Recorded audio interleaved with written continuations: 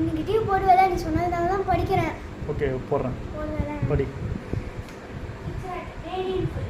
To play a blend of two more colors as the background. Pattern full. To play a pattern like dots, lines, cross, etc.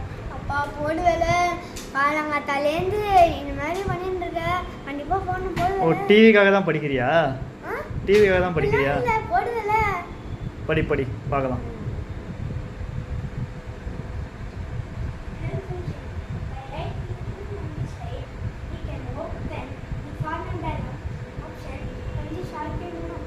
எப்பப்பா TV போடுவேன்? எப்பப்பா டிவியை போடுவேன்? அட சொல்லுப்பா, எப்போ போடுவேன்?